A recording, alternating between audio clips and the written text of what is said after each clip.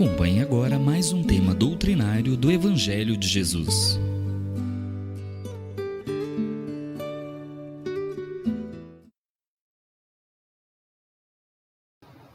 É com muita alegria que aqui estamos para realizarmos um estudo. Estudo porque a principal característica da doutrina que abraçamos é estudar. Estudar para aprender, para conhecer, para construir o conhecimento necessário, de forma a nos esclarecer o porquê da passagem por esse plano de provas e expiações. E quando nós conhecemos, quando nós nos instruímos, quando nós entendemos quem somos, de onde viemos e para onde vamos, fica mais fácil conviver com esse plano de tantas aflições, de tantas dificuldades. E a doutrina dos espíritos tem essa característica, a característica do esclarecimento, porque ela nos acolhe, nos consola, nos esclarece e nos orienta, porque somos todos espíritos, ainda num grau muito inferior na escala de evolução espiritual. E precisamos aproveitar esse período, esse curto período que temos entre o berço e o túmulo, para que ele não seja em vão, para que ele seja significativo na construção da nossa evolução espiritual. Então, vamos começar o nosso estudo, cujo tema é Espiritismo, Carnaval e Obsessores. E nós vamos usar como base, para o nosso estudo de hoje, o livro Nas Fronteiras da Loucura. É um livro ditado por Manuel Filomeno de Miranda e psicografado por Divaldo Franco. Ok? Então vamos lá. Vamos então dar início ao nosso estudo, que tem como título Espiritismo, Carnaval e Obsessores. Vamos iniciar então com uma reflexão.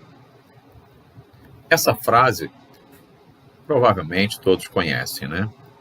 É um trecho de uma música do Caetano Veloso, que diz assim: atrás do trio elétrico só não vai quem já morreu. Acredito que se Caetano Veloso conhecesse um pouco mais profundamente a doutrina dos espíritos, ele colocaria na sua música a frase assim: atrás do trio elétrico também vai quem já morreu. Porque nós sabemos que nós estamos num plano físico, mas temos um plano espiritual que convive conosco, né? Um mundo espiritual que está à nossa volta. Então, o nosso objetivo vai ser refletir, à luz da doutrina espírita, sobre a influência dos espíritos desencarnados, principalmente aqueles pouco evoluídos, atuando nas festas de carnaval. A gente começa com o Livro dos Espíritos, onde lá no capítulo 9, cujo título é Da Intervenção dos Espíritos no Mundo Corporal, na pergunta 456, Allan Kardec pergunta aos imortais: veem os espíritos tudo o que fazemos? Será que os espíritos veem tudo o que nós fazemos? E os espíritos respondem: podem ver, pois que constantemente vos rodeio. Então, nessa primeira frase, nós já podemos perceber que estamos com muitos espíritos à nossa volta, sempre nos acompanhando, muitas vezes nos intuindo para o bem ou para o mal. Na pergunta 457, Allan Kardec vai perguntar: podem os espíritos conhecer os nossos mais secretos pensamentos? Será que eles têm esse poder? E os espíritos respondem a Kardec: muitas vezes chegam a conhecer o que desejaríeis ocultar de vós mesmos. Olha como nós sofremos a influência dos espíritos. Daí a importância de nós nos cuidarmos, sempre pensando no bem e praticando o bem. Ainda no capítulo 9, Na questão 458, Allan Kardec pergunta: que pensam de nós os espíritos que nos cercam e observam? Interessante, né? O que eles pensam da gente? O que eles acham da gente? E os espíritos respondem a Kardec: depende. Os levianos riem das pequenas partidas que vos pregam e zombam das vossas impaciências. Os espíritos sérios se condoem dos vossos reveses e procuram ajudar-vos. Então nós temos à nossa volta espíritos mais evoluídos e menos evoluídos. Quais nós gostaríamos de ter sempre? Fica claro, né? Nós gostaríamos de ter bons espíritos, aqueles que nos ajudam, aqueles que nos influenciam positivamente. Então a gente precisa fazer por onde para que isso aconteça, né? E na pergunta 459, Allan Kardec pergunta: influem os espíritos em nossos pensamentos e nossos atos? Eles estão ao nosso lado, nos observam, têm a capacidade de perceber nossos pensamentos e de nos influenciar? E a resposta nos surpreende, porque os espíritos dizem a Kardec: muito mais do que imaginais, influem a tal ponto que, de ordinário, são eles que vos dirigem. E aí a gente começa a realmente pensar: será que isso acontece mesmo? Será que podemos ser influenciados dos espíritos? E o que nós devemos fazer? Como nós devemos proceder? E num período como o Carnaval, o que será que acontece? Bom, então a fonte principal da nossa pesquisa será o livro Nas Fronteiras da Loucura, né? Esse livro retrata a atividade de socorro a encarnados e desencarnados, desenvolvidos por uma grande equipe espiritual, comandada pelo Dr. Bezerra de Menezes, nos dias de Carnaval de 1982. Então, essa narrativa é feita com base em toda a experiência vivenciada por essa equipe. E algumas outras fontes também. Então, nossa fonte principal será esse livro, Nas Fronteiras da Loucura. Um livro ditado por Manuel Filomeno de Miranda e psicografado por Divaldo Franco. A gente começa com esse tema, né? Faixas vibratórias em torno da Terra. Logo depois que eu retornei à vida espiritual, diz Manuel Filomeno de Miranda, percebi haver em torno da Terra faixas vibratórias concêntricas. Que são isso, né? Se nós imaginarmos o globo terrestre, né? E globos que vão envolvendo cada vez com dimensões maiores, né? Concêntricas, ou seja, com o mesmo centro, em torno do nosso planeta. E ele continua: que a envolviam desde as mais condensadas, próximas da área física, até as mais sutis, distanciadas do movimento humano na crosta.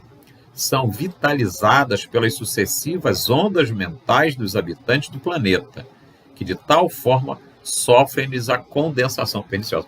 Então, essas faixas vibratórias concêntricas são resultado, são fruto dos nossos pensamentos, das nossas ações, de tudo aquilo que fazemos.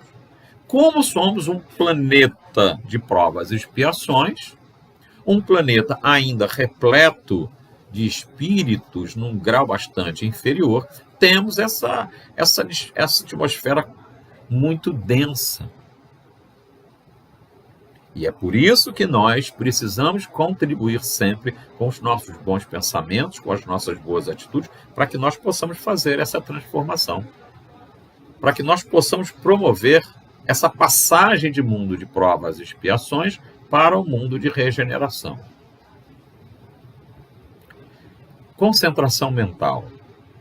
A grande concentração mental de milhões de pessoas na fúria carnavalesca, irradiações dos que participavam ativamente enlouquecidos e dos que, por qualquer razão, se sentiam impedidos, afetava para pior a imensa área de trevas, ao tempo em que esta influenciava os seus mantenedores.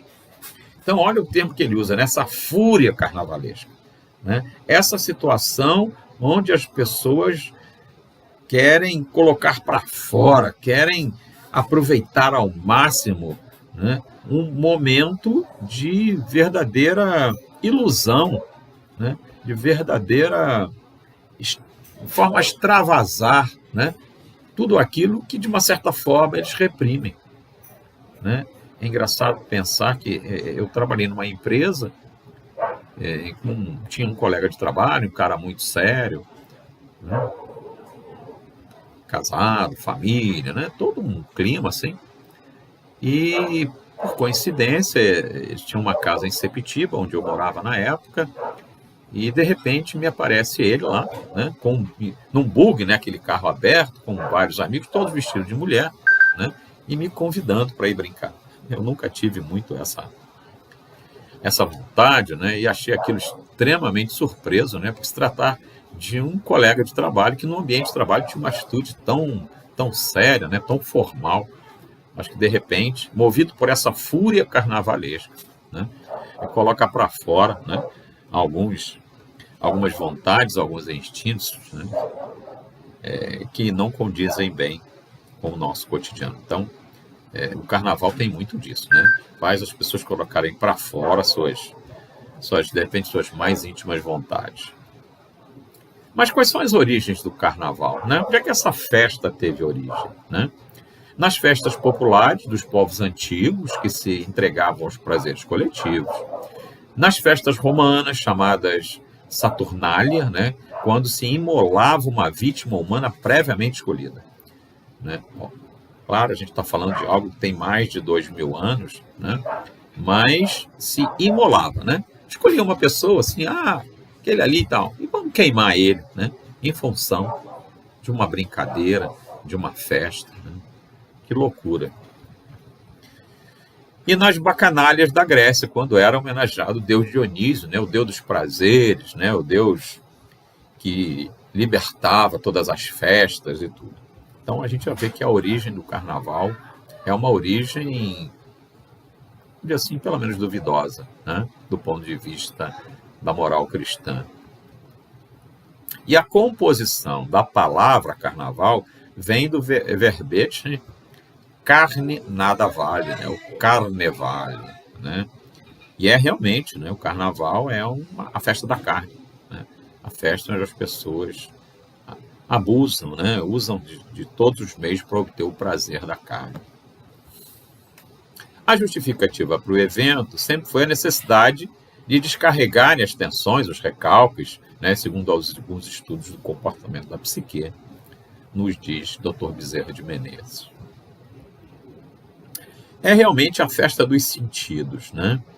É a festa dos corpos, né? Dos sentidos físicos. As criaturas esquecem-se dos escrúpulos, do pudor, confundindo-se numa linha comum de alimentação. É verdade, né? A gente vê verdadeiras loucuras, né? Coisas que acontecem no carnaval que, normalmente, pelo menos com algumas pessoas, não aconteceriam em outras situações. E a população invisível.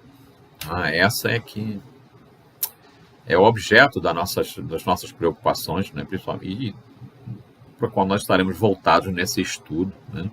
A população invisível, ao olhar humano, era acentuadamente maior que a dos encarnados. Disputavam entre si a vampirização das vítimas encarnadas que eram telecomandadas. Lembrando as questões que nós iniciamos, né, lá do Livro dos Espíritos, quando os espíritos dizem a Kardec que muitas vezes eles vos comandam, né?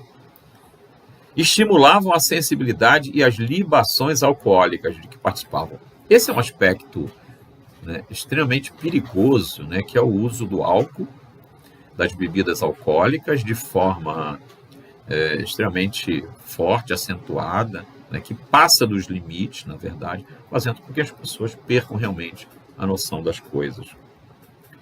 Ingeriam drogas, utilizando-se dos comparsas do corpo físico. Então, a população invisível, né, os espíritos, eles estão ali naquele processo de vampirização, né, eles não vão usar as drogas, eles não vão beber as bebidas, mas eles vão absorver aquelas energias negativas que são emanadas por aqueles irmãos encarnados que estão ali fazendo uso desses produtos.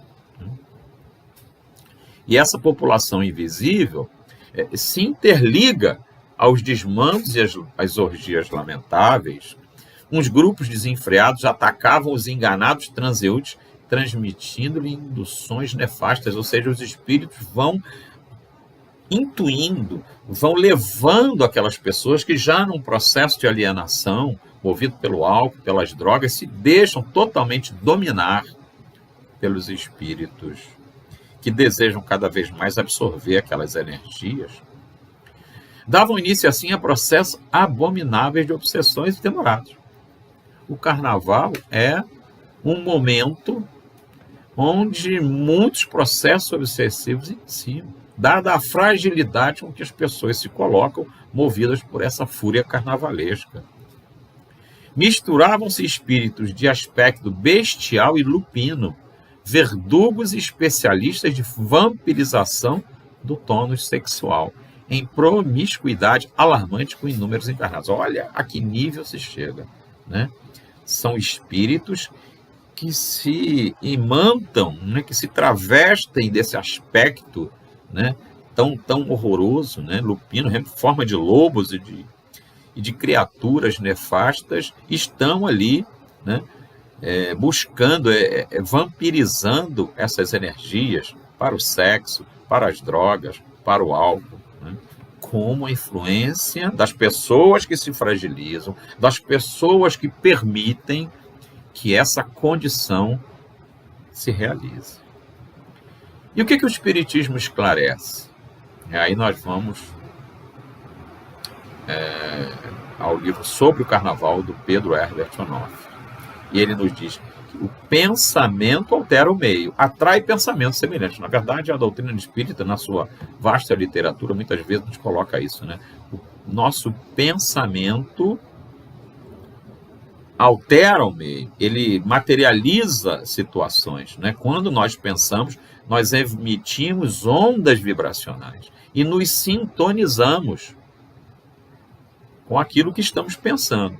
Olha o perigo de nós estarmos vibrando, pensando em coisas ruins, né? Nós temos o verdadeiro aparelho de Wi-Fi no nosso cérebro que sintoniza, que atrai, né? Que vai nos ligar a espíritos bons ou maus. Depende exclusivamente do que nós estamos pensando ou desejando realizar. A inspiração, muitos fantasiados haviam obtido inspiração para as suas expressões grotescas. Olha como isso vai acontecer. Em visitas a regiões inferiores do além, onde encontravam larga cópia de deformidades, fantasias de horror. Porque quando dormimos, quando adormecemos, o corpo relaxa, mas o espírito não. E aí, nessas viagens que fazemos, muitas delas, função dos objetivos, das vibrações, nós vamos a essas regiões inferiores do além. E lá nós vamos nos inspirar nessas formas grotescas que vão acabar trazendo para o plano físico essas fantasias, essas imagens de horror. E as consequências? Quais são as consequências, né, para quando nós estamos nessa condição nefasta? Moléstias graves se instalam nessas oportunidades, comportamentos morais se alteram sob a perseguição dos apetites desmedidos, distúrbios afetivos surgem após essas ilusões que passam, perdas financeiras ficam em cobranças demoradas, né? Porque na hora de fazer isso, as pessoas não medem seus esforços, né?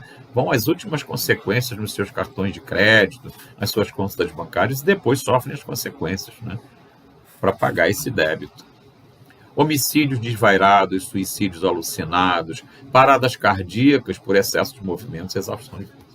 As pessoas não se controlam, as pessoas não medem esforços, né? Querem ir ao máximo, né, e acabam se desgastando além do que deveriam. Desencarnação por abuso de drogas, sem dúvida, né? O excesso de drogas, né, leva as pessoas, né, leva o corpo físico a um estado crítico, a um estado insuportável, e ao colapso. Isso significa desencarnação. E a mediunidade no carnaval, né? Manuel Filomeno de Miranda vai nos dizer que no ambiente convulsionado da orgia naturalmente que um médium terminaria por assimilar altas cargas de fluidos perniciosos que lhe perturbam o equilíbrio, tornando-se fácil presa de situações e influências nefastas. Obviamente, né? Se você está imbuído daquela necessidade, né, de se esforçar ao máximo para aproveitar aqueles momentos de orgia, você está se fragilizando. E no momento que se você fragiliza, você se desequilibra. E quando você se desequilibra, você abre portas aos irmãos trevosos que estão ali exatamente para buscar essas oportunidades. Existe também uma influência muito negativa da televisão, né? Porque a televisão leva para dentro das nossas casas aquilo que, teoricamente, estaria muito longe, né? Quando nós desligamos a televisão, o telespectador nem sempre se liberta daquela película. Quer dizer, aquelas imagens ficam na nossa cabeça, de cujo conteúdo emocional participou mentalmente, ou das últimas notícias que recebeu, como é natural. Agita-se durante o processo do sono, detendo-se nas cogitações não superadas ou partindo em direção das sugestões que foram captadas. Olha que perigo, né? As imagens nos influenciam. E aí, como resultado, sérios distúrbios para o equilíbrio e para a paz pessoal. Não é verdade? A gente vê um filme de terror, aí vai dormir. O que a gente leva no pensamento? Qual é a imagem que a gente tem, né? E a tendência é buscar aquele ambiente. E o ar? Até o próprio ar fica irrespirável, né? Como esquecer de uma das lições da coleção André Luiz, em que o autor descreve a migração de falange de espíritos trevosos, mas parecendo sombras se aproximarem das cidades brasileiras de um carnaval. André Luiz nos coloca isso. São verdadeiras falanges, né? São grupos enormes de espíritos que vêm aqui objetivando participar dessa festa. Mas participar como? Absorvendo essas energias, né? Absorvendo esses fluidos e contaminando essas pessoas com o que há de mais negativo, né? Com os seus desejos mesmo de destruição, de se aproveitar, de vampirização dessas pessoas. E André Luiz vai nos dizer, né? O ar fica irrespirável. E as reflexões que nós devemos fazer após o carnaval? De cada 10 casais que caem juntos na folia, 7 terminam a noite brigados. São cenas de ciúmes, intrigas, diversas outras situações que vão acontecer. Que desses mesmos 10 casais, posteriormente, 3 se transformam em adultério. E que de cada 10 pessoas, homens ou mulheres, no carnaval, pelo menos 7 se submetem às coisas que abominavam no dia a dia, como álcool e drogas. Então, imbuídos desse ambiente, né, contaminados por essa folia, por esse ambiente de ações desmedidas, eles se deixam levar. E se deixam levar para cometer atos, atitudes, ações que em condições normais eles não fariam. E sem contar que estão ali, né, com a influência nefasta dos espíritos trevosos. Mas será que essa festa vai ter um fim? Será que um dia isso acaba? A festa é vestígio da barbárie e do primitivismo ainda reinante, e que um dia desaparecerão da terra, quando a alegria pura, a jovialidade, a satisfação, o júbilo real substituírem as paixões do prazer violento, e o homem houver despertado para a beleza, a arte, sem agressão, sem promiscuidade. Como nós lemos lá no início, né? Há 2.000, 2.500 atrás, eles imolavam uma vítima, eles queimavam uma vítima, né? Escolhida assim, a bel prazer, para festejar. Isso já não fazemos mais? Podemos dizer que sim, né? Essa barbárie já não chega, mas outras formas chegam, né? O estupro, né? O abuso de toda a ordem, né? Atitudes que ainda são muito negativas, né? Promíscuas, ainda a serem eliminados. Mas tudo é uma questão de evolução. A natureza não dá saltos. É um processo lento e gradual. Estamos melhores do que estávamos há 2.000 anos? Estamos. Mas precisamos, talvez, esperamos de um tempo menor para que chegamos a uma condição de equilíbrio, né? E de verdadeira paz e tolerância para as questões que realmente são importantes. E na opinião de Emmanuel, né, ditado pelo nosso querido e saudoso Chico Xavier, ele diz que nenhum espírito equilibrado em face do bom senso, que deve presidir a existência das criaturas, pode fazer apologia da loucura generalizada, que adormece as consciências nas festas carnavalescas. É verdade, né? Se você tem domínio, né, sobre o seu equilíbrio emocional, se você tem consciência e reflete sobre as consequências das suas atitudes, você sabe o que deve e o que não deve fazer. Como deve ou não deve ir para uma festa qualquer que seja, não somente o carnaval, né? Porque mesmo fora do carnaval, muitos excessos se cometem em festas, com uso de bebidas alcoólicas e drogas. Então é preciso que nós tenhamos essa consciência, né, desse equilíbrio emocional que nos deve dominar, né, para que possamos manter sempre a nossa integridade física, mental, social, espiritual, ou seja, a nossa saúde integral.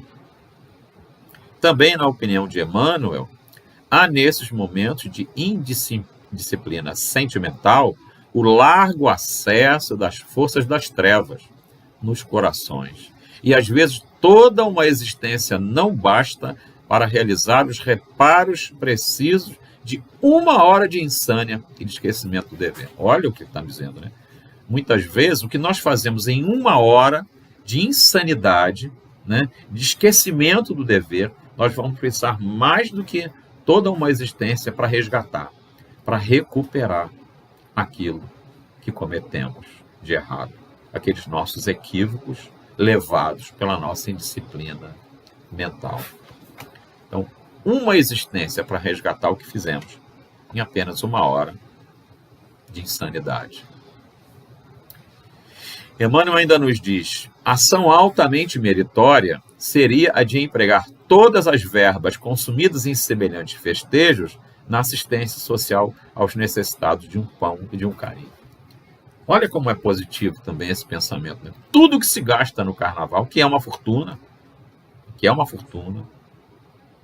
se fosse empregado na assistência social para ajudar os irmãos necessitados, aqueles que passam fome, aqueles que vivem doenças que muitas vezes não são assistidos pelo poder público, porque não tem condições de ter uma condição melhor, um plano de saúde, algo assim. Se o poder público dirigisse toda essa fortuna que é empregado para realizar um carnaval para assistência social, certamente muitos dos nossos irmãos que vivem na miséria, que vivem as suas dificuldades, teriam uma condição melhor de vida. E André Luiz vai nos dizer: o espírita deve afastar-se de festas lamentáveis, como aquelas que assinalam a passagem do carnaval, inclusive as que se destaquem pelos excessos de gula, desregramento ou manifestações exteriores espetaculares. Tudo que significa excesso não é bom, não importa no que seja, até na comida, até nos remédios, né? A gente sabe que a diferença entre o remédio e o veneno é a dosagem. E a dosagem excessiva do que quer que seja nos causa o mal.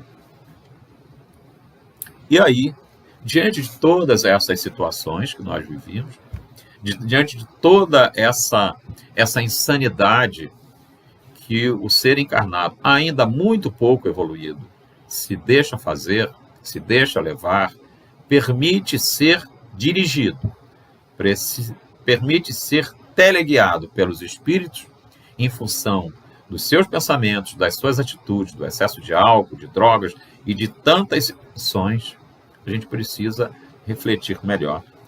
E Manuel Filomeno de Miranda conclui nos dizendo: só a educação, em sólidas bases, quando a ética e a moral renascerem no organismo social, sendo assim para ser feliz e para recrear-se, não se torna imperioso o desprezo do ser, nem a sua desintegração num dia, esquecendo-se da sua eternidade. Ou seja, como a gente muitas vezes ouve ouvir, né? A educação, esse processo tão valorizado na doutrina espírita, tão valorizado por aqueles que trabalham com educação, porque sabem o que significa em nossas vidas. Essa educação para o bem, essa educação para o amor, para o respeito, para o perdão, para a humildade, aquela educação cujos fundamentos foram colocados pelo Cristo Jesus. A educação do amor. Essa educação, esse processo educativo, nós precisamos trazer para dentro de nós. Não é à toa que a nossa doutrina trabalha constantemente esse processo de reestruturação, de transformação das nossas vidas, através da prática do amor, do bem, né? Para que nós possamos entender que a nossa passagem por esse plano físico é um processo de educação e transformação.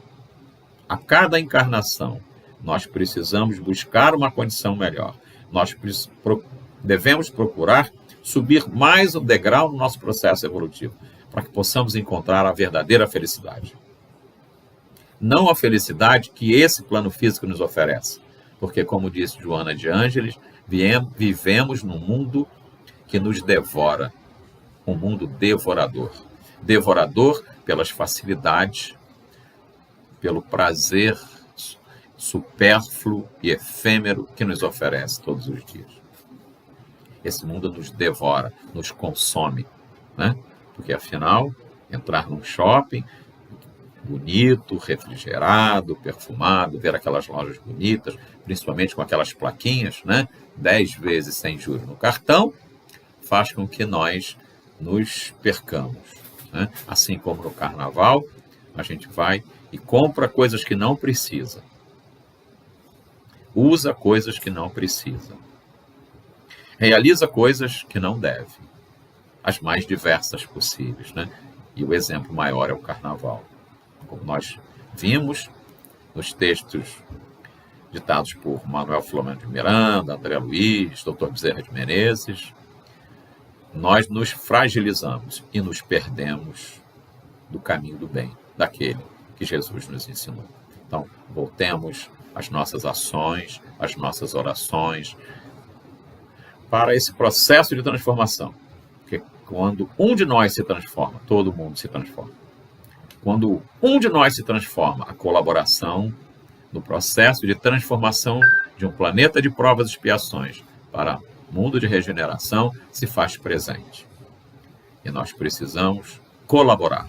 Nós precisamos contribuir nesse processo de transformação, nesse processo de regeneração, nesse processo de educação do planeta, de todos os espíritos, não só encarnados, mas também os desencarnados, que é uma população muito maior. Precisamos estar de mãos dadas com os nossos mentores espirituais, com os nossos anjos de luz, para que possamos transformar um mundo de amor, no mundo de paz.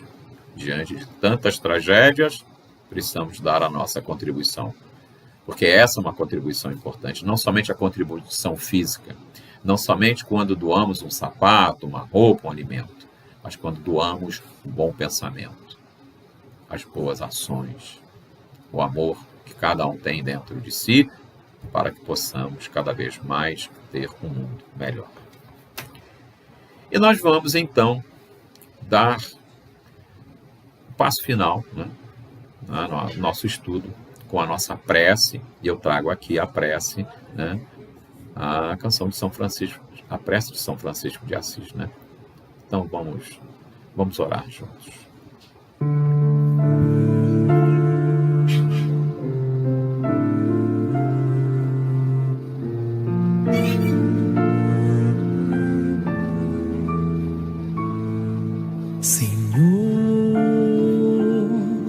Fazei-me um instrumento de vossa paz, onde houver ódio que eu leve o amor, onde houver ofensas que eu leve o perdão, e onde houver discórdia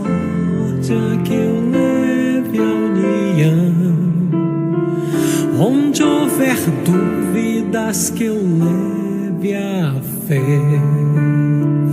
Onde houver erros, que eu leve a verdade. Onde houver desespero, que eu leve a esperança. Onde houver tristeza, que eu leve a alegria. E onde houver trevas, que eu leve a luz. Oh, Mestre, fazei que eu procure mais consolar que ser consolado, compreender que ser compreendido, amar que ser amado, pois é dando que se recebe, é perdoando que se é perdoado, e é morrendo que se vive para a vida eterna.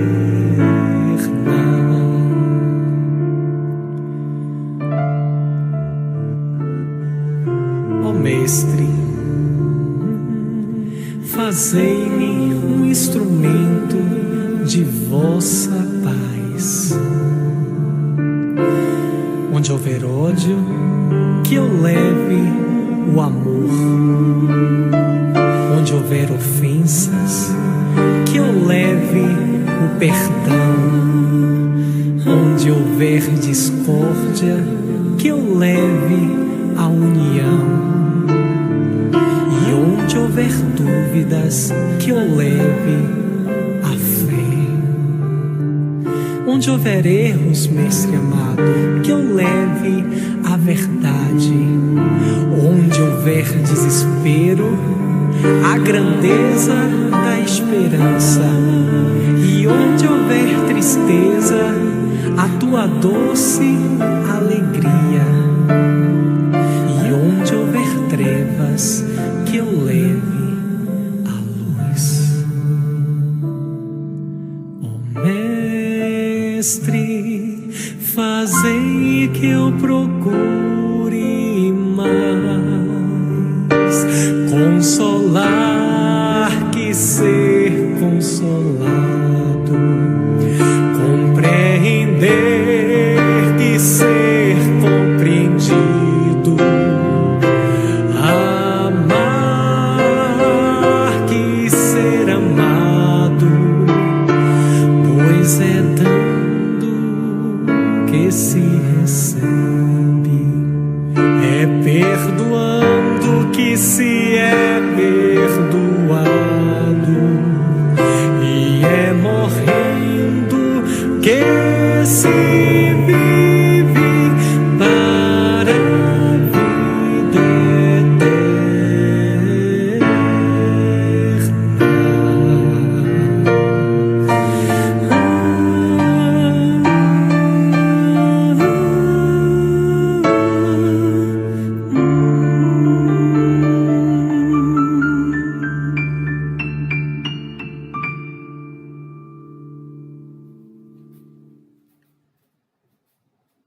E é com essa prece, com essa oração de São Francisco tão bonita, que nós desejamos a todos muita paz, que possamos dedicar de todo o coração as nossas orações para que o mundo realmente se transforme num mundo de paz. Muita paz a todos.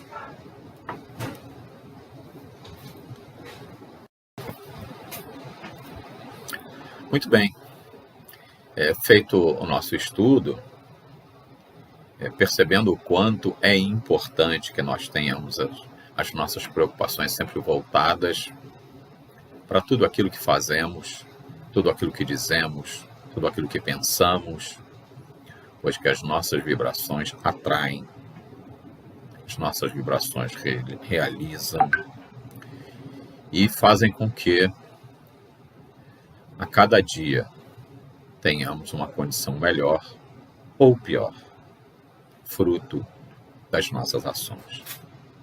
E o carnaval, embora não estejamos vivendo a plenitude da festa, né, devido à pandemia, nós estamos aí com as atividades suspensas, mas é sempre importante que nos mantenhamos vigilantes, sempre com bons pensamentos, sempre com boas ideias, com boas ações, para que mantenhamos perto de nós nossos mentores espirituais, os bons espíritos, e sempre rogando por aqueles espíritos pouco evoluídos que possam ser amparados e auxiliados pelo plano espiritual, né?